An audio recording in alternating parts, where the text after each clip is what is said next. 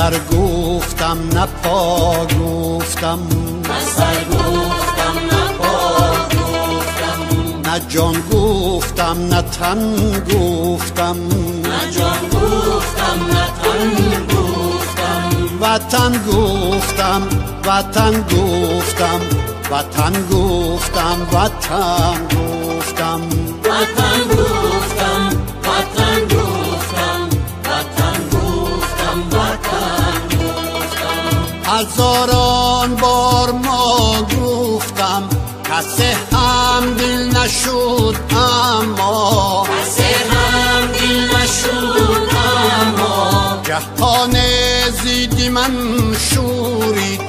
اگر یک بار من گفتم، اگر یک بار من گفتم، و آیان دل نهادم دیده و دل بر عیان بستم. به غربت از وطن گفتم، به خلوت انجمن گفتم، وطن گفتم وطن گفتم، وطن گفتم وطن گفتم، وطن گفتم وطن گفتم، وطن گفتم وطن گفتم.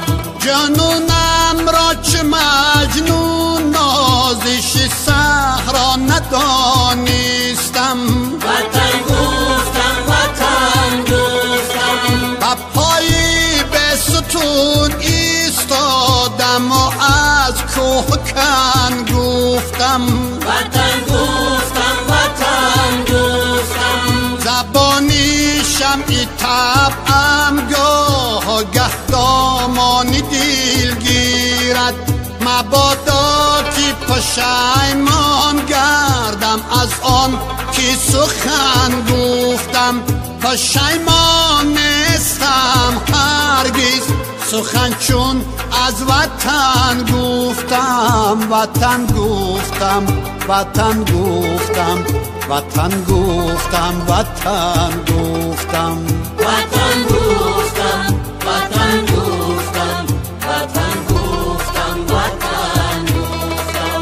نه سر گفتم نه پا گفتم، نه سر گفتم نه پا گفتم، نه جان گفتم نه تن گفتم، نه جان گفتم نه تن گفتم، وطن گفتم وطن گفتم، وطن گفتم وطن گفتم، وطن گفتم وطن گفتم، وطن گفتم